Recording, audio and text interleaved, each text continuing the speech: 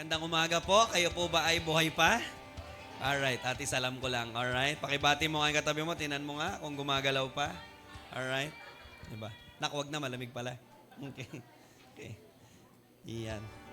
Alright, thank you, Jesus. Excited po tayo sa umagang ito. Diba? At alam natin may gagawin ng Panginoon. Sa mga nasa online, comment down mo yan. Okay, I am excited. Nak, patay na lang natin ito. Okay. Baka mangyari sa akin yung sabi sa Bible, some are cold, okay? And few are frozen. Okay? Di ba? Grabe si Lord. Pwede ba palakpakan natin ang Panginoon? Sige po. Deserve ni Lord ang, di ba, the best na papuri para sa nanggagaling sa atin. Amen. Thank you so much po. So, are you ready this morning for the word of the Lord? Amen. Sa mga nasa online, comment down mo yan, I am ready. Sige po, let's pray. Be with us, Lord. Samahan mo kami in this hearing and listening from you. Lord, talaga naman, Panginoon, ma-receive namin ang salita mo at wala kaming ma-miss na mga salita mo na gusto naming marinig ngayon. Everyone na naririto, physical, even online, walang barrier. Everyone, mamiministeran, matatanggap ang salita, Panginoon, nakasagutan sa aming mga tanong at mga pinagdadaanan sa buhay. We pray that your word may serve as a joy, strength, peace, comfort, healing, salvation, Panginoon, sa lahat na makakarinig ngayon. Be with us, Holy Spirit, speak to everyone. Ito po ng aming dalangin sa pangalan ni Jesus. Amen. Malakas uli na palakpak para sa Panginoon. Okay? Sige. Naranasan nyo na po ba yung wala kang ginawa kundi mag-grind ng mag-grind? Tapos at the end ng grinding mo, wala pa rin magandang resultang nakuha. Diba? Ilan dito yung, diba, yung ganyan, you've worked hard all day, alright, you've worked hard all night, all week, all month, lahat na ng all. Okay, araw-araw ka na nagsasana all. Diba? Buti pa si Villar, yung all day niya, naging all mall na. Okay, tayo, lahat ng all day natin, parang wala nangyayari. Ang hirap yun, no? Diba? You've worked hard all month, all day, or all year, and still para kang ilap-ilap ng success and breakthrough. Meron bang ganyan? You've been working all your life, working hard, halos pinapatay mo na yung sarili mo, and yet still, hindi mo maabot at hindi mo mahabol yung tagumpay at breakthrough na gusto mong makuha. Tama? Hello, may kausap ba ako dito? But alam mo ba na may ganyan ding story o may ganyan ding kwento ang isang disciple ni Jesus sa Bible? Yes. Okay? Na yung nararanasan mo pala ay hindi lang pala ikaw yan at hindi lang pala sa'yo nangyari yan. In fact, nangyari din yan sa Bible. May kwento ang Bible tungkol dyan. In fact, nangyari din yan sa isang disciple ni Lord. At yan ang pag-uusapan po natin. We will go to Luke 5, 1-11. Sige po. Okay? Labas natin ang ating verse. Ang sabi dito, one day, Jesus was standing by the lake of Gennesaret. The people were crowding around him and listening to the word of God. He saw at the water's edge 2 boats. Okay, so may nakita daw siyang 2 bangka left there by the fishermen who were washing their nets. Alright? Okay? Then, verse 3, he got into one of the boats. So may 2 bangka, okay, at napili ng Panginoon na pasukin ng isang bangka. At yung isang bangka ay, pagmamayari pala ng isang mangingisda na nagngangalang Simon. Okay, at yan din po ay si Pedro. Okay, si Peter, Simon Peter, iisa lang po yan. Alright? And ask him to put out a little from the shore. So pagpasok ni Lord sa bangka, sabi niya, okay lang ba? Pakitulak mo naman ng konti, pakidala naman ng konti sa pangpang. Okay, yung bangka. Then umupo ang Panginoon at nagturo mula dun sa bangka. Alright, verse 4, when he had finished speaking, he said to Simon, put out into the deep water. After daw magsalita ng Panginoon, after mag-preach, after gamitin ng Panginoon, yung bangka ni Pedro, yung bangka na ito na walang huli nung gabi. Okay, kasi malalaman niyo yan. Okay, sabi ni Jesus, okay, Pedro, okay lang ba? Medyo pumalaot ka pa ng konti, layo-layo ka pa ng konti at maghagis ka ng lambat mo uli sa medyo malalim na part. Sumagot si Pedro, verse 5, naku po, Panginoon, Master, Simon answered, Master, Guro, Lord, Teacher, ginawa ko na po lahat. We've worked hard all night. Okay? Yun yung sinasabi ni Pedro. We've worked hard. I don't know, baka nangyari sa yan. Sinasabi mo yan. You've worked all your life. Tama? And yet, ang sabi ni Pedro, haven't caught anything. Pero wala. Okay? Ginawa ko po ang lahat ng alam ko, makakaya ko, galing ko, abilidad ko, talino ko. Pero wala pong huli. Pero tingnan mo sabi ni Pedro kasunod, pero dahil ikaw ang nagsabi, but because you say so. Tama? Okay, alam mo, di ba sa buhay natin, may mga tao tayo na hindi ka sure. May mga pangyayari sa buhay mo na hindi ka sure, okay. Pero dahil kilala mo yung nagsabi, alam mo, totoo lang, ayoko na talaga pero dahil lang sa'yo Tama? We're talking about people. We're talking about person. We're talking about human. Pero ito, pambira, sabi ni, okay, we're talking about Jesus here. Sabi ni Pedro, Lord, totoo lang, ayoko na Pero dahil ikaw ang nagsabi, gagawin ko. I will let down the nets. Okay? Diba? Meron ka bang experience sa buhay mo na talagang, alam mo yon, halos ayaw mo nang gawin, pero dahil si Lord nagsabi, ginawa mo pa rin. Tama? Ano resulta? Verse 6, when they had done so, they caught such a large number of fish that their nets began to break. Grabe. Alright, I think declaration natin to this year, diba? Boat sinking, net breaking, harvest. Amen? So, nangyari, verse 7, di nila kaya yung harvest. They signaled their partners in the other boat to come and help them. They came and filled both boats so full. Imagine mo, grabe yung harvest. Sobrang massive nung harvest na 2 bangka na sila, halos lumubog pa sila. Grabe yun. Okay, saan galing to? Galing ito sa isang walang huling gabi o pamamalaot nila. Pero all of a sudden, biglang isang araw binago ni Lord. Tama ba? Galing sa isang walang-wala, biglang ito naman sa halos lumubog na harvest. Hindi. Si Lord lang makakagawa niyan. When Simon Peter saw this, he fell at Jesus' knees and said, "Go away from me, Lord, I am a sinful man." Ganda ng response ni Pedro dun sa ginawa ni Lord, humility. Dapat pala, the more na tumitindi yung miracle ni Lord sa buhay mo, the more ka nagpapakumbaba sa harapan ni Lord. Tama ba? Okay? The more na-recognize ni Peter na, Lord, wala ako hindi ako to, ikaw to, gawa mo to sa buhay ko. For he and all his companions were astonished at the catch of fish they had taken. You know what, nakakagulat dito, mga mangingisda ito, pero nagulat sila sa tindi ng huli nila. Hindi nagugulat ang mangingisda sa isda. Bakit? Pambira, buong buhay nila, isda nakikita nila Tama ba? Pero saan ka nakakita ng mangingisda na nagulat sa isda na nakuli nila? Meaning, hindi talaga ordinaryo yung huli nila. Tama ba? Okay? So yan ang nangyari. Okay, and so were James and John, sons of Zebedee, Simon's partners. Then Jesus said to Simon, "Don't be afraid, from now on you will fish for people." Bigla may promotion. Okay, mula ngayon hindi ka na lang mangingisda ng isda. Magiging mangingisda ka na ng tao.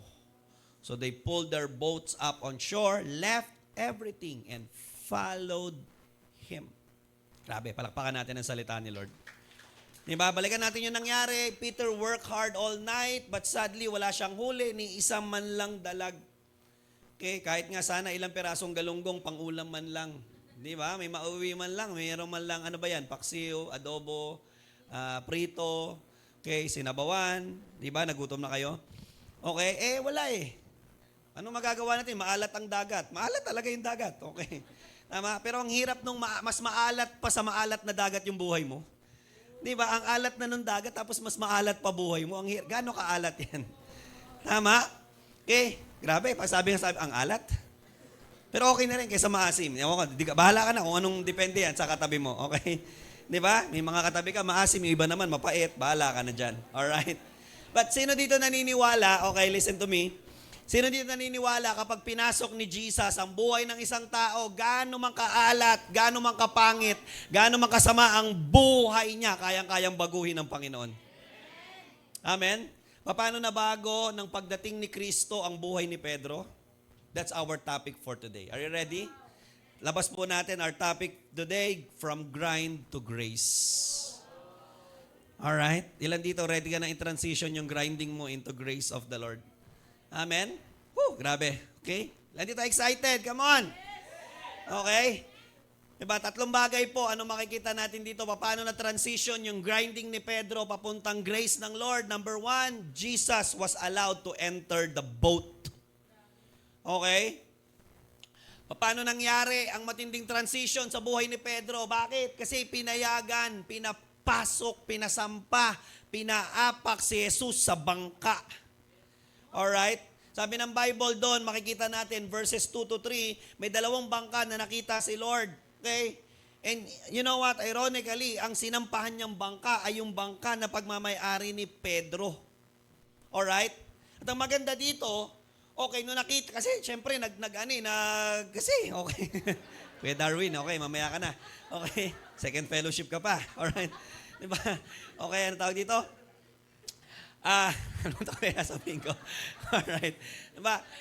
Naglilinis lang ng lambat si Pedro meaning malapit lang yun sa bangka. Alright, kita niya kung sino ang sasampa sa bangka niya. Pwede namang sawayin ni Pedro, bakit may sumasampa? Tapos na kami. Mangisda, inaayos na nga namin magre-ready na nga kami, uuwi na nga kami. Tapos may sasakay pa. Tama? Pero hinayaan lang ni Pedro sumakay si Jesus sa bangka niya. Take note, Peter had an empty night. Peter had an empty boat. Peter had an empty net, empty life. Puro empty ang meron si Pedro. But all those emptiness was changed immediately after Jesus entered his boat. Amen. I don't know gaano katinding emptiness ng buhay mo. I don't know gaano ka-empty yung mga bagay na nangyayari sa buhay mo. Pero maniwala ka, pag inalaw mong umapak si Lord sa empty mong buhay, magbabago yan. Tama ba? Empty lahat kay Pedro until Jesus came upon his life. Tama? At first, Jesus entering Peter's boat was not beneficial for him. Sa umpisa, yung pagdating, pagpasok, pagsampa, pag-apak ni Jesus sa bangka ni Pedro ay hindi beneficial. Bakit? Kasi galing nga si Pedro sa isang magdamag, nakakapagod at puyat na gabi na walang huli. Imagine mo nagpatong-patong yung pagod, yung puyat, yung gutom, tas wala pang huli. Sobrang nakakapagod niyan. Kasi okay lang sana yung pagod, okay lang yung puyat, okay lang yung, 'di ba, yung hirap kung may huli. Lalo't madami. Paano kung pambira? Pumapatong ng ilang doble yun yung walang huli. Pagod na pagod si Pedro, puyat na puyat, bad trip pa siya. Tama? Tapos biglang sa panahon na naglilinis ka at nag-aayos ka na ng ginamit mo, may sasampa. At uutusan ka pa, okay lang ba, itulak mo ng konti yung bangka mo. Inalis na nga sa tubig Tama? Inutusan pa siya na itulak pa ng konti. Okay, papuntang Pangpang. Nagmamadali na si Pedro. Naglilinis na nga ng lambat para makauwi at makatulog na. Makapagpahinga para makabawi. Mamaya may pangingisda uli Tama ba? Okay, at first, ang pagdating ni Jesus sa buhay ng isang tao ay pwedeng hindi convenient. Minsan darating talaga si Lord sa buhay natin at the most inconvenient time. Tama ba? Yung panahon na ayaw mo, yung panahon na, alam mo yun, bakit ngayon? Pambira, matutulog na ako Magpapahinga na ako Tama ba? Ngayon pa kakabukas ko lang ng negosyo ko O kaya di ba, kakapasok ko lang sa trabaho Hello? Pagod na pagod ka na nga, dami pang bagay. Napakaraming bagay kang ginagawa sa buhay mo, tapos magdadagdag pa ng additional na gagawin. Pagdating ni Lord, babasahin ka pa ng Bible, pagsisimbahin ka pa, mananalangin ka pa, magla-life group ka pa, magmi-ministry ka pa. Tama? Hello? Diba? Okay? Minsan yung pagdating ni Lord sa buhay natin parang inconvenient. Kasi puno na nga yung schedule mo, dadagdag pa siya. Tama? But who among you here believe na kapag pinasok ni Jesus ang buhay ng isang tao, hindi additional burden ang dala niya? Amen. Kundi tunay na rest. Diba? Okay? From the moment Jesus entered Peter's boat, grace came upon Peter's life. Okay? Nung time na sumampa na ang Panginoon at umapak na sa bangka ni Pedro, yun yung time na pinasok na ng grace ang buhay ni Pedro. Ang buhay ni Pedro, punong-puno ng grinding. Umiikot lang ang buhay ni Pedro sa grind. Tama ba? Okay, papalaot, magdamag, manghuhuli, gagawin lahat. Pag uwi, maglilinis ng lambat, ayusin yung bangka, matutulog, tapos gano'n na naman, grind lang. Peter knows only one formula for success, and that is grinding. Alam niya, para magtagumpay siya, wala akong ibang kailangan gawin, mag-grind. Sipagan pa, araw-araw sipag lang. Diba? O yan, tuloy nyo, okay? Diba? Yun lang yun. But when Jesus came into Peter's life, Jesus taught Peter the ultimate formula for success is, PowerPoint po, the ultimate formula for success is God's grace. Na po rito naniniwala. Tama ba? Tinuruan ng Diyos si Pedro ng napakamakapangyarihang katotohanan na ang success ay hindi lamang resulta ng grinding niya. At yan din ang tinuturo ni Lord sa'yo. Hindi ko sinasabing huwag kang maging masipag. Hindi ko sinasabing huwag kang mag-grind. Kailangan natin yan. Pero gusto ko lang pong sabihin sa'yo at gusto lang sabihin sa'yo ng Panginoon na hindi grinding mo lang ang magdadala sa'yo sa tagumpay na hinahanap at hinahabol mo. PowerPoint po, success and breakthrough comes not just from man's grind, but from God's grace. Grasya ng Diyos ang magpapanalo sa iyo sa buhay. Grasya ng Diyos ang mag-aangat sa iyo sa buhay. Grasya ng Diyos ang magdadala sa iyo sa tunay na tagumpay. Amen. Mga nasa online ako, magingay na po kayo dyan. Grasya ng Diyos ang magbibigay sa iyo ng matinding breakthrough na hinahanap mo at hinahabol mo. Tandaan mo, grasya ng Diyos, hindi galing mo lang. Amen. Madaming tao ang hindi matagumpay. Hindi dahil kulang sila sa grind. Ang sipag na nga halos mamatay na nga, kakagrind Tama ba? Ang daming taong hindi matagumpay, hindi dahil kulang sa grace, hindi dahil kulang sa grind, kundi dahil kulang sa grace. Amen? Ang daming tao kulang sa recognition at appreciation na lahat ng bagay na meron sila ay bigay ng Lord sa kanila. At lahat din ng bagay na gusto mo pang magkaroon, ay lahat yon bigay din o ibibigay din ng Diyos sa iyo. Amen ba yon? What is grace? PowerPoint po. Grace is about recognizing that what I have what I have right now because of God. Amen. That's grace. Okay? Yung meron kang recognition, tama ba? Maayos, malinaw, matinding recognition na ako ay ako ngayon. Okay? I am what I am right now. I have what I have right now. Tama ba? I am where I am right now. It's all because of the grace of God working mightily upon my life. Amen? It's the work of God in you. That's grace. Tama ba? Yung work mo, grind yan. Pero yung work ni Lord sa'yo, grace yan. Amen? Hello? Kaya huwag matakot. Ang sinasabi sa atin dito ni Lord, papasukin ni Lord ang buhay mo. Huwag kang matakot pag pinasok ni Lord yung buhay mo. Anytime gustong pumasok ni Lord sa buhay mo, papasukin mo lang siya. Whether sa panahon niya na may ginagawa ka, natutulog ka, nagtatrabaho ka, nagnenegosyo ka, nag-aaral ka, huwag mo sabihin, Lord, wag muna nag-aaral ako. Lord, wag muna nagnenegosyo ako. Lord, wag muna magpapahinga na ako. Lord, matutulog na ako. Tama ba? Huwag mong i-interrupt si Jesus pag umaapak na siya sa buhay mo at sa bangka mo. Amen? Papasukin mo siya. Papasukin mo si Lord sa career mo, papasukin mo si Lord sa studies mo, papasukin mo si Lord sa pamilya mo, papasukin mo si Lord sa lahat ng aspeto ng buhay mo. Amen ba yon? Let Jesus enter your life. Let Jesus sit in your boat. Diba? Sabi ng Bible, pagpasok ni Jesus, umupo siya sa bangka. Grabe. Amen? Diba? Ilan dito pinapasok na si Lord sa buhay niya? Sa bangka niya. Amen. Ilan dito papapasukin palalo si Lord? Tama ba? Okay? Are you excited for more? Number 2. Okay, paano pa na-transition ang buhay ni Peter from grind to grace? Number 2, Jesus was allowed to use the boat. Diba? Jesus entering the boat, okay, is one thing, but Jesus was allowed, Jesus allowed to use the boat is another thing.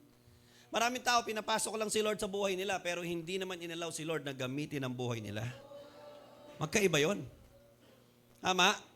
Kaya pwede sabihin ni Lord kay Pedro, okay Lord, sige, pasok ka, dyan ka lang ha, pero dyan ka na lang. Huwag mo na akong utusan pa na na itulak pa yung bangka papunta doon sa pangpang. Inayos ko na nga, sinetap ko na nga yan dyan. Di ba? Babasa na naman. Okay? Tapos ibabalik ko na naman. Nakakapagod. He got into one of the boats, verse 3, the one belonging to Simon, and asked him to put out a little from the shore. Okay, Pedro, okay lang ba? Tulak mo pa ng konti.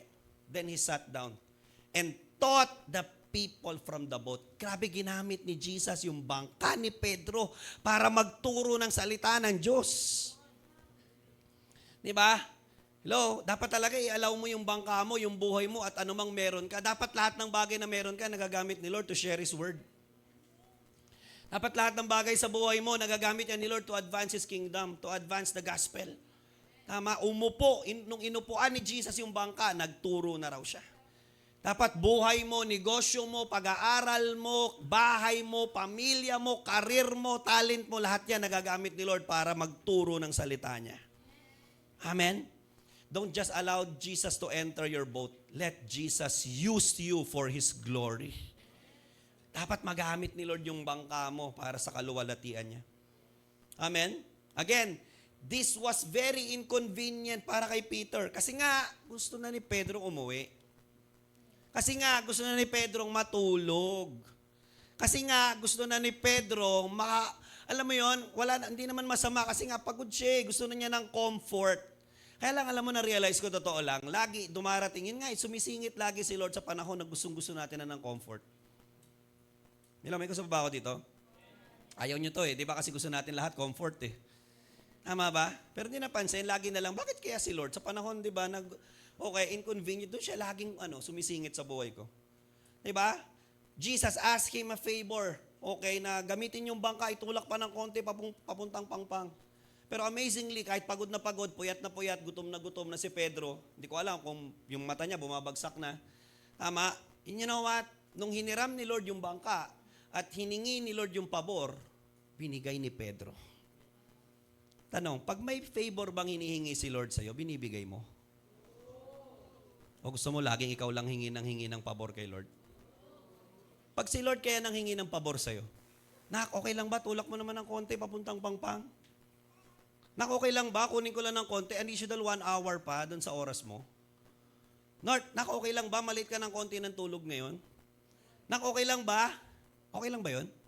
Or, hindi Lord, di pwede. Kasi comfort ko to Lord, di pwede kasi inconvenient sa akin Hindi na maganda sa pakiramdam. May kasi pa ba ako dito? There was silence in the church. Okay, tahimik. Kapag ba may hinihiram si Lord sa'yo, pinapahiram mo ba? Hindi, Lord, akin to Tama? Hiniram ni Lord yung bangka ni Pedro. Pinahiram ni Lord. Pinahiram ni Peter. Tama ba? Alam mo, na-realize ko, hindi lang din yung basta bangka ni Pedro pinagamit niya kay Jesus. It was his personal time of rest.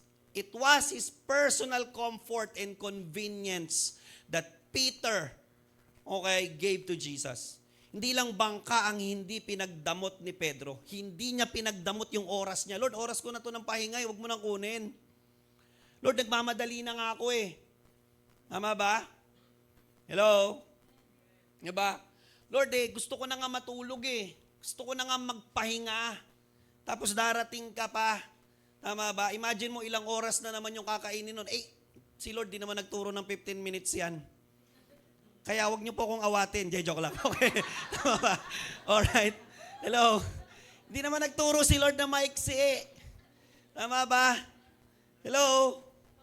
Diyan ba kayo? Hindi lang bangka ang pinagdamot ni ang hindi pinagdamot. Hindi niya pinagdamot yung oras niya. Kahit tingin niya, oras niya. Akin to Lord Oras ko to Hindi niya pinagdamot yung pahinga niya. Hindi niya pinagdamot yung comfort niya. Hindi mo talaga mapapagamit ang buhay mo kay Jesus kung hindi mo isusuko ang sarili at personal mong oras. Personal mong convenience. Personal mong comfort. In order for Jesus to use your life effectively and efficiently, there are times that you need to surrender and set aside for the Lord your personal time, personal comfort, personal money. Amen? Tanong, bakit po bangka ni Pedro ang pinasok ni Jesus? Dalawa yung bangka dun Ba't di na lang yung isang bangka? Pwede na lang sabihin ni Pedro, Lord, ba't pa kasi bangka ako Tama ba? Pwede naman siyang mag-alabatman Tama ba? Lord, kasi ba't ako pa? Meron namang ibang song lead doon, meron namang ibang tutugtog doon meron namang ibang minister doon. Ikaw ang gustong gamitin ni Lord Bangka mo gustong pasukin ni Lord. Bakit? Bakit bangka ni Pedro? Kasi buhay ni Pedro yung gusto niyang baguhin. Buhay ni Pedro yung gusto niyang pagpalain. Huwag mong tanungin si Lord, ba't ako ginagamit mo? Bakit? Paano kung tanungin ka ni Lord? Nak, ikaw gusto kong pagpalain, ayaw mo ba? Bakit, Nak? Nakita ko empty ka Gusto ko yung emptiness mo, palitan ko ng field. Gusto kong palitan ng pagkapuno Ayaw mo? Hello? Bakit si Peter ang napiling abalahin ng Panginoon? Because si Peter ang gusto ni Lord baguhin. Si Peter ang gusto ni Lord pagpalain. Bakit ikaw ang pinipili ni Lord? Kaya pag pinili ka ni Lord, gusto ko malaman mo, it's a privilege. Amen? Bakit si Pedro? Kasi nakita ni Jesus yung emptiness ni Pedro na gusto niyang punan. Ba't ikaw ang tinatawag ni Lord? Kasi nakita ni Jesus yung emptiness mo na gusto niyang punuin. Amen? Kaya dapat, pag pinipili ka ni Lord, pag tinatawag ka ni Lord, dapat ang tingin mo hindi burden. Dapat ang take mo doon, grabe, it's a privilege, it's an honor. Pinasok ni Jesus yung bangka ko. Ang dami namang ibang bangka, bakit bangka ko pinasok niya? Ang dami namang ibang buhay, bakit buhay ko yung tinatawag niya? Kaya lang ang problema sa atin, ang tingin ng marami sa calling ni Lord sa atin ay abala. Abala naglilinis na ako Hello? PowerPoint. Kapag ayaw mong abalahin ka ng Diyos, edi huwag ka ding umasang pagpapalain ka ng Diyos. Amen? Ayaw mo Si David nananahimik na nagpapastol ng tupa, inabala ng Diyos, punta ka doon sa gera. Harapin mo si Goliath. Tama ba? Inabala siya ng Diyos. Diba? Pinatawag, nagpapastol. Okay, pero bakit siya inabala? Kasi gusto siyang gawing pinakamakapangyarihang hari ng bansang Israel. Si Nehemiah nananahimik na sa palasyo ng hari ng Persya. Layo-layo na niya sa Israel. Naglilingkod na bilang cupbearer sa hari. Pinatawag, inabala ng Diyos, pinabiyahe ng malayo, pabalik ng Israel para itayo ang wasak na pader ng Jerusalem. Inabala. Si Abraham nananahimik na sa Ur of Chaldeans, settled na, maayos na buhay niya, kasama niya na angkan niya ron, generation niya doon. Di ba tatay niya, pamilya niya, ando na, inabala, inutusan ni Lord, umalis ka dyan, pumunta ka doon sa lugar na papupuntahan ko sa'yo. Inabala. Si Joseph, sarap-sarap ng tulog. Inabala ni Lord, binigyan ng panaginip na naging sanhi. Bakit nagkagulo ang buhay niya? Tama? Hello? Pero eventually, yun ang naging daan upang siya ay ma-promote at maging pangalawa sa pinakamakapangyarihan sa Egypt. Si Moses nananahimik na sa Midian, tumakbo na nga sa Egypt, nagtago na 40 years na yung lumipas, Lord. Okay na ako, 40 years na, tapos na. Tama? Pero isang araw, tinawag ni Lord para palabasin ang Israel mula sa pagkakaalipin sa kamay ni Pharaoh. Si Paul, inabala ni Lord. Busy si Pablo, pagwawasak, pagpe-persecute ng church, inabala, tinawag para maging kingdom builder and expander of God's kingdom. Amen? Iilan lang yan sa mga taong tinawag at inabala. Inabala ng Diyos. Pero on the other hand, binago at pinagpala din ng Diyos. Amen? Kung hindi inabala ng Diyos si David, forever siyang pastol ng tupa. At never siyang magiging pinakamakapangyarihang hari ng bansang Israel. Kung hindi inabala ng Diyos si Joseph, baka buong buhay lang niya, natutulog lang yan. Amen?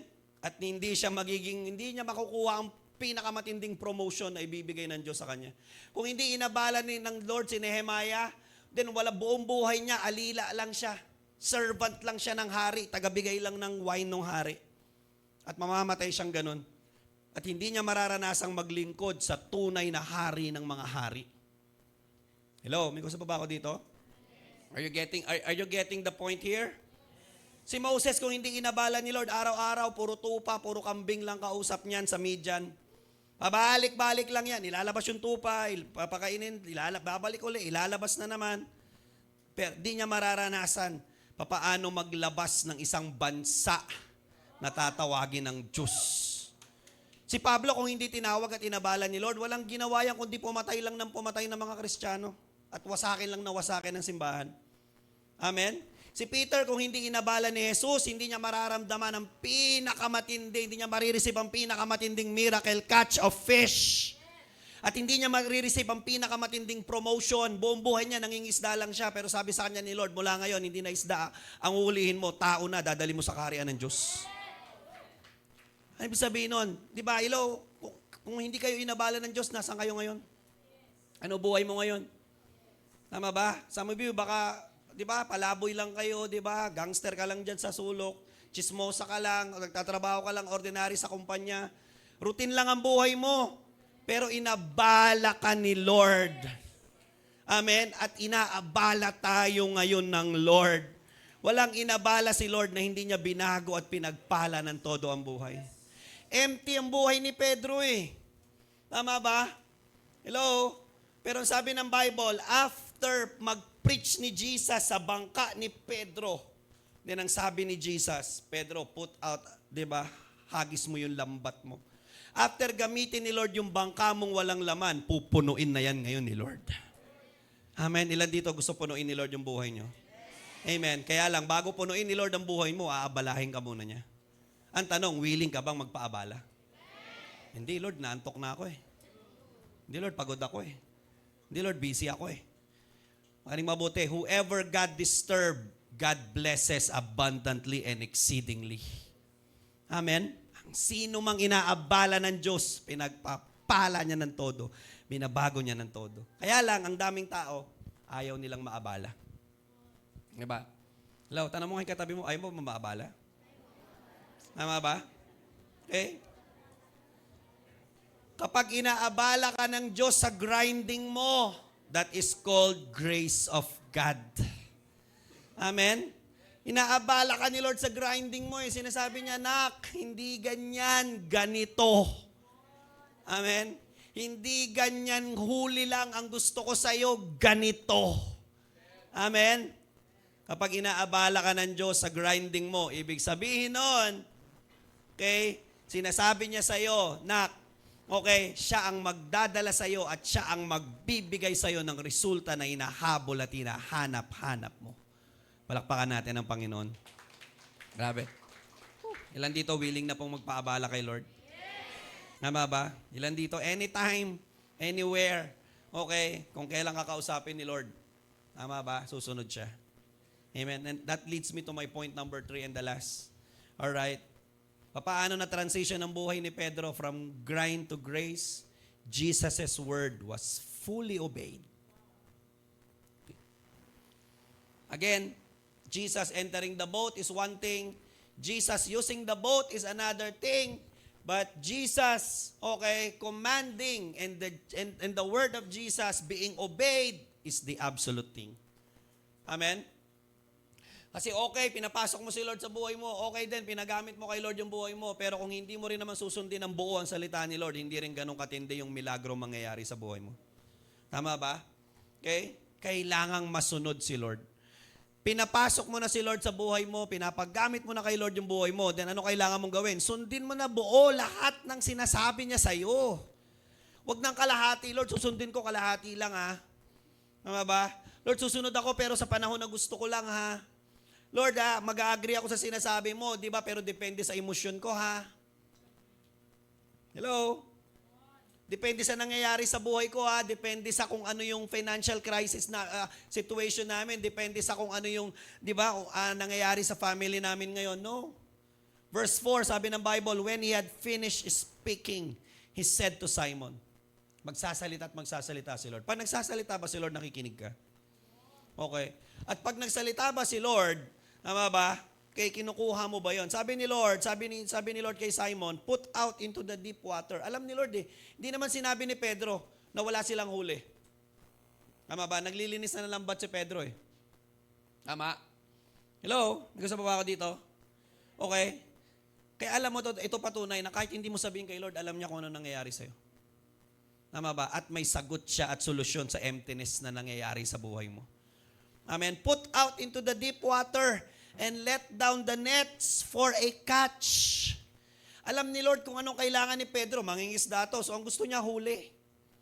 Tama ba? Obvious naman kaya nga siya may bangka. At obvious din kaya siya naglilinis ng lambat. Pero sumagot si Pedro, Simon answered, verse 5, Master, we've worked hard all night. Hindi sinabi ni Pedro na, Lord, sinubukan namin Hindi, we've worked hard. Work hard. Grind yan. Tama ba? Kumbaga sinasabi ni Pedro, Lord, kung pwede nga lang sisirin ko na yung kailaliman ng dagat at hanapin ko yung mga isda kung saan sila napunta Wala talaga, hindi ko makita Di ba? Hindi ko alaman kung saan nagpunta, kung in-invite ni Nemo, inaya ni Dora, di ba? Hindi ko alam Bakit walang huli? Wala kami nakuha, wala kami nakita. But, because you say so. Amen? Ama. Alam mo, si Pedro, kinontradict niya yung sarili niya. Tama ba? Lord, wala kaming huli. At alam ko walang huli, pero ikaw nagsabi. Tama ba? Okay, alam niyo yung wala kang no choice? Tama ba? Wala ka na, no choice pa. Alright? But because you say so, I will let down the nets. Before Jesus coming and entering Peter's boat, his life was full of grinding and yet filled with emptiness. Puro grinding, pero empty. But when Peter allowed Jesus to enter and use his boat, his life eventually and radically changed. It was the grace of God upon Peter's life that put him in the exact position. Makinig mo mabuti yung grasya ng Diyos ang naglagay kay Pedro sa pinaka-eksaktong posisyon, pinakatamang posisyon para matanggap at maranasan ang supernatural na breakthrough sa buhay niya. Amen? But, makinig mabuti, yung grace ni God ang nagposisyon kay Pedro sa pinakamagandang posisyon, pero still yung obedience ni Peter sa salita ng Panginoon ang nagkompleto at nagselyo para maranasan ni Pedro. Kahit nandun siya sa tamang posisyon, okay, nandito na ako, Lord, sa tamang posisyon, pero hindi naman siya sumunod kay Lord at hinagis yung lambat, walang huli. Nakuha nyo? Ipoposisyon ka ng grace ni Lord. Tama ba? Ipupwesto ka ng tama ng grace ni Lord. Pero dapat yung grace ni Lord, partneran mo ng matinding obedience. Amen? Mangungusap si Lord sa'yo, that's grace. Mag-i-instruct si Lord sa'yo, that's grace. Magbibigay si Lord sa'yo ng wisdom, that's grace. Magbibigay si Lord sa'yo ng opportunity, that's grace. Pero pag nag-command si Lord sa'yo, you obey. Because yun ang magdadala ng matinding resulta. Yun ang manganganak ng miracle catch. Grasya ng Diyos na bangka ni Pedro ang napiling pasukin at gamitin ng Panginoon. Amen? Diba? Pero yung matinding grasya ng Diyos sa buhay ni Pedro, pinartneran niya ng matinding pagsunod at pagtitiwala sa salita ng Diyos. Amen? PowerPoint po. The grace of God will place you in the right position to receive the heaven's blessings. But it's your obedience that will open the floodgates of heaven. Amen? Tama, ipupwesto ka ng grace. Lord, ready na akong tumanggap. O, nak, ready ka na ba tumanggap? Yes po, Lord. Okay, nak, sumunod ka na ngayon. Amen? Ang tagapagbukas ng pintuan ng langit ay pagsunod. Amen? Obey. Pakisabi sa katabi mo, obey. Okay? Not when you want, okay, but whenever God wants you to obey. Hindi kung kailan mo lang gusto. Tama ba? Kundi kung kailan ka tinatawag ni Lord.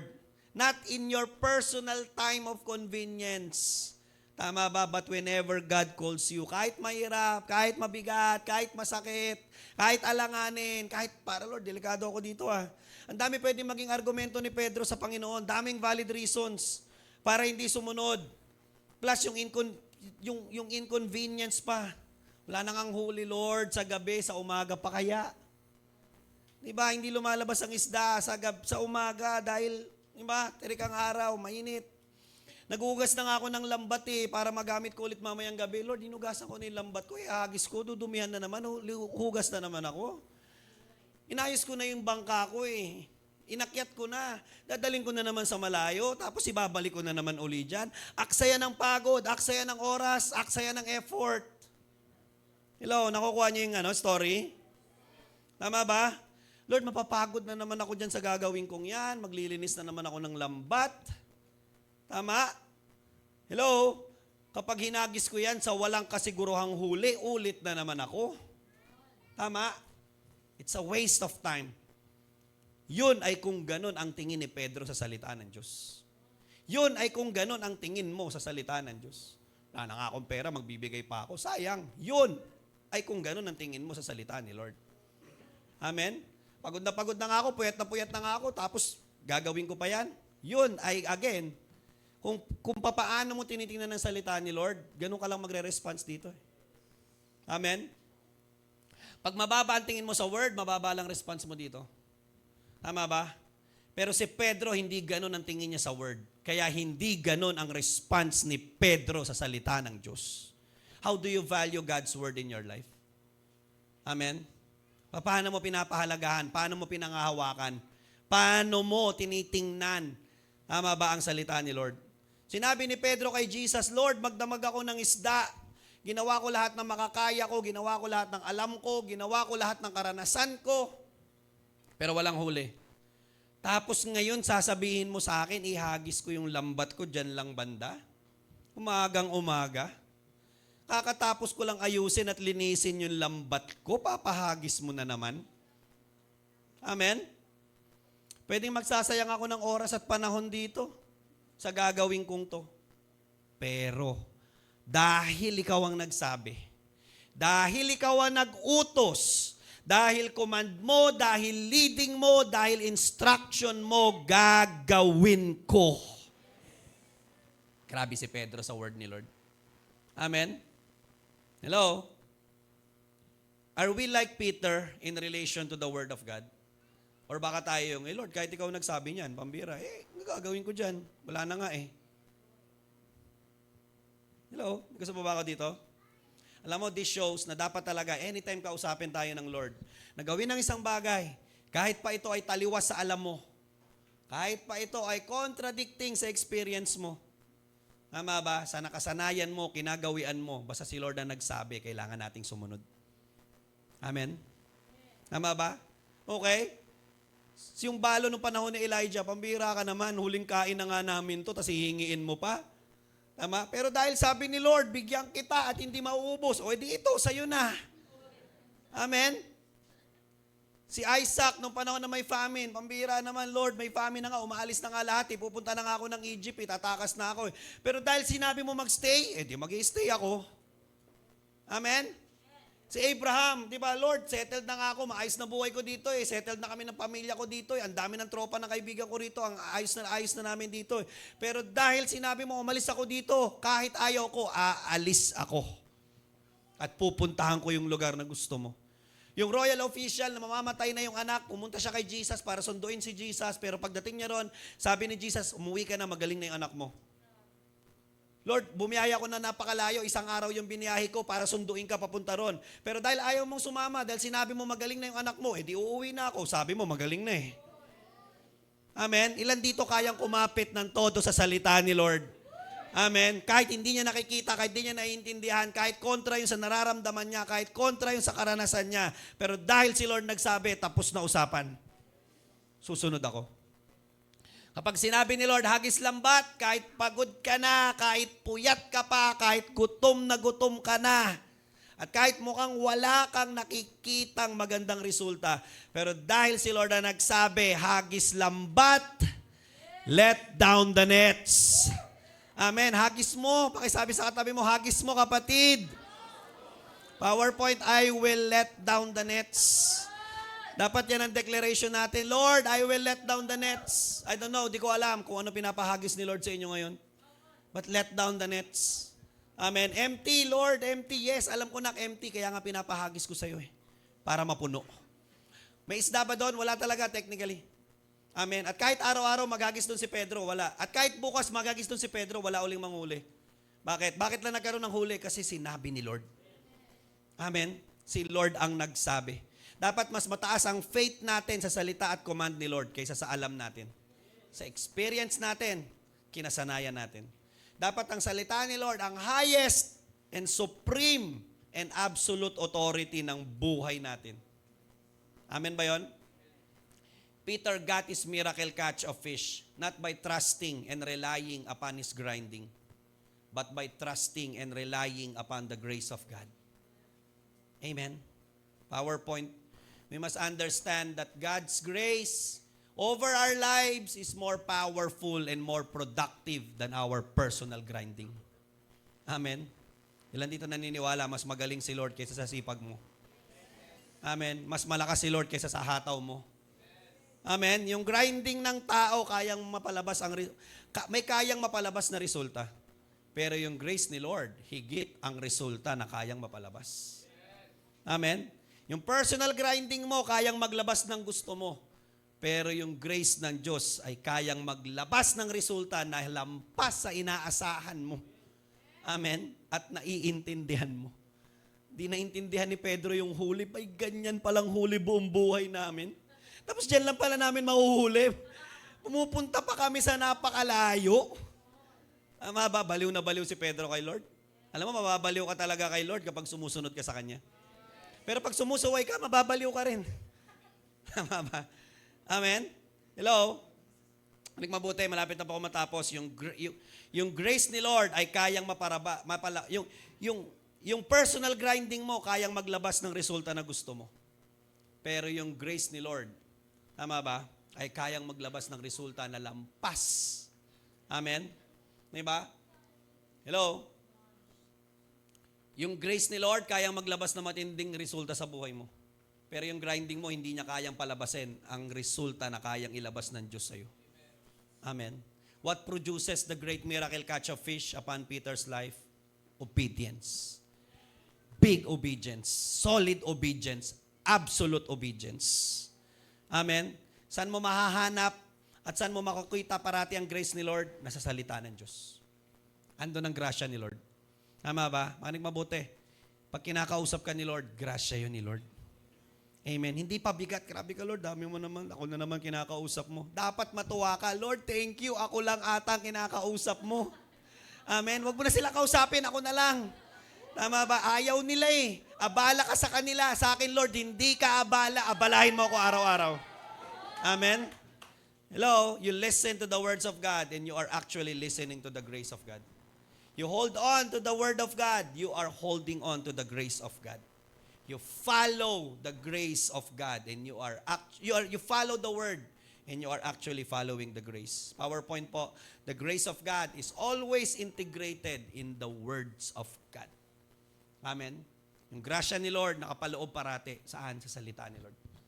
Amen. Kaya pag kinakausap ka ni Lord, di yun burden. Grace yun. Amen. Ano result? Patapos na po ako, 2 bagay. Number 1, miracle catch of fish. Life of breakthrough. Tama ba? Galing sa emptiness, tama ba? Napunta sa boat sinking, net breaking harvest. Amen? Yung buhay na mapupunit, eto naman, pambira, yung harvest. Di ba? Halos punitin yung lambat at bangka. Pangalawang resulta, life transformation. Amen? Mula sa pagiging ordinaryong tao, ordinaryong mangingisda, tinawag ni Lord. Tama ba? Okay, para maging servant at maging kagamit-gamit sa kaharian ni Lord. Grabe yung promotion. From fishermen to fishers of men. Amen? Grabing promotion. Alright, grabing transition. Bakit? Ginamit ni Lord. So ano kailangan natin gawin? What to do now? 3 bagay po. Number 1, let Jesus enter your life. Pasukin mo si Lord. Huwag mo siyang i-withhold. Huwag mo siyang awatin. Hayaan mong pumasok si Lord sa buhay mo. Number 2, let Jesus use your life. Paggamit mo kay Lord yung buhay mo. Hindi lang sa panahon, di ba, na gusto mo, kundi kung kailan to gustong gamitin ni Lord. Kung gusto ni Lord ngayon, gusto ni Lord bukas, gusto ni Lord next week, gusto ni Lord araw-araw, paggamit mo. And last, number 3, let Jesus' word direct your life. Hayaan mong i-direct ni Lord buhay mo. Nak, dito ka maghagis, dito ka pumunta, dito ka tumalon, dito ka mag-invest, dito ka mabuhay, dito ka lumakad. Amen? Palakpakan natin ang Panginoon. Tapos na po ako. And I invite everyone to stand up. You know what?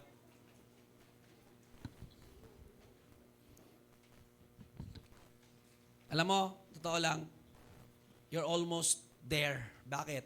Kasi may grinding ka na eh. Hindi naman inalis ni Lord yung grinding ni Pedro. In fact, kaya nga si Pedro ang pinasok ni Lord kasi matindi siyang mag-grind. Amen? Diba? Hindi naman pinapasok ni Lord yung buhay ng tamad. Ang pinapasok ni Lord yung buhay ng masipag. Tama ba? Masipag ka na. Pero kulang ka na lang sa grace. Amen? And all we need right now is the grace of the Lord in our lives. Can you close your eyes? Alam mo, ang dami dito, ang tagal ka nang gustong gamitin ni Lord. Pabalik-balik na si Lord, pasok, labas siya sa buhay mo. Because whenever inaapak ni Lord yung paa niya sa buhay mo, baka naman di mo naman siya inaalaw or baka naman di mo naman siya pinapahintulutan na gamitin yung buhay mo. But this time, kausapin mo si Lord, Lord, I will allow you not just to enter my life, but I'm gonna allow you to use my life for your glory. Ayoko na po, Panginoon, na ordinary yung buhay ko. I want you to enter my life because, Lord, alam ko, pag pinasok mo yung buhay ko, then I'm gonna live a life with a purpose.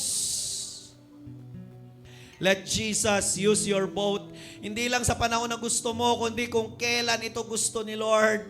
Kahit inconvenient sa'yo, kahit pa mahirap sa panahon, kahit pa yung panahon na tinatawag ka ni Lord mahirap alanganin, let Jesus use you. Hindi pumapasok si Lord sa buhay mo kung wala siyang gagawin sa iyo. So malaman mo that it's the grace of God na ikaw ang tinawag ni Lord ngayon. Grace of God, ikaw ang pinili ni Lord. Grace of God, ikaw ang kinakausap ngayon ni Lord. Kaya yung grace ni Lord, sagutin mo, replyan mo ng matinding obedience. Obey the Lord fully.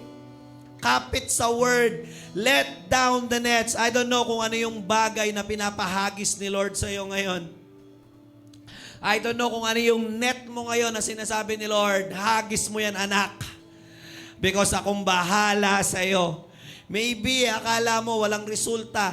Pwedeng iniisip mo, sayang lang, sayang ang oras, sayang ang panahon, sayang ang pera, sayang ang effort, pero walang sayang sa anumang bagay na gagawin mo for the Lord. Walang sayang na pagsunod para sa Lord. Walang sayang na pananampalataya para sa Lord. Walang sayang na commitment para sa Lord. Ang sayang ay kapag hindi mo sinunod si Lord. Sayang yung opportunity. Sayang yung pagkakataon. Sayang yung moment na may miracle catch pero hindi nangyari kasi hindi ka sumunod. Sayang yung matinding promotion ng buhay mo from ordinary to extraordinary. From living the life that you want. Sayang because God is about to transition you from living a life that God wants you to live. So right now, come on. Jesus is entering your life right now. Pumapasok uli si Lord sa buhay mo at nangihingi ng pabor sa iyo. Nak, pwede ba? Anak, okay lang ba? Pwede ba akong makahingi ng konting oras pa sa'yo? Pwede ba akong makagamit pa ng konti sa convenience mo? Pwede ba na pumasok ako sa oras ng comfort mo? Okay ba na pumasok ako sa panahon na may ginagawa ka at sumali ako? Jesus is asking you now a favor. Susunod ka ba? Come on. Just like Peter, respond to God. Lord, ginawa ko lahat. Lord, I tried my best. I did everything. Pero wala. Pero dahil ikaw ang nagsasabi, dahil tinatawag mo ako, dahil kinakausap mo ako, susunod ako. I will let down the nets.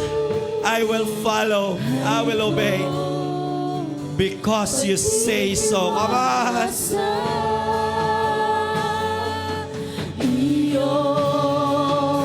Papupurihan ka, aawitan ka, Jesus sa'yo ang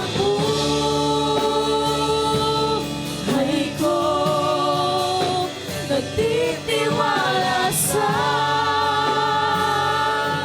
iyo. Papupurihan ka, aawitan ka. Lord, lumalapit kami sa iyo. Humingi ng tawad sa mga panahon. You are asking us a favor, pero Lord God, nire-reject namin because Lord, akala namin okay lang kasi amin na yon, oras na namin. Pero Lord, na-realize namin, Panginoon, na miss pala namin yung opportunity. Lord God, na magpapamalas ka ng miracle. Na-miss namin yung opportunity, Lord God, na mapopromote kami at matatransition ang buhay namin into emptiness to being filled. From transitioning our life from ordinary grinding into experiencing, Lord, your grace upon our lives. Salamat po. At kinakausap mo kami muli ngayon. At ngayon, Lord, nagde-declare at nagko-commit kami. Whenever, Lord God, you talk to us. Whenever, Lord, na ikaw po ay pumapasok. At Lord, kami po ay open. Abalahin mo kami anytime, anywhere. Anumang nais mo sa amin, Lord, we will follow you. Hindi lang sa aming personal convenience. Hindi lamang sa aming panahon na gusto namin. Pero Lord, whenever you want it, whenever you say it, we will obey dahil ikaw ang nagsabi. Lord, muli, enter the life of your people. Use, Lord God, the lives, Panginoon, ng mga anak mo na naririto for your glory. And once again, Lord, punuin mo uli ang buhay namin ng instruction mo, ng command mo, ng leading mo. Lord, we're ready. Excited kami sa harvest na ipagkakaloob mo sa amin, Panginoon. Lord God, pero handa kaming lumakad muna ngayon ng may buong pagsunod sa iyong salita. Thank you, Jesus. Salamat po. Thank you for a powerful word that you have given to us today, this very morning. Ito po ang aming dalangin sa pangalan ni Jesus. Amen and amen. God bless you po.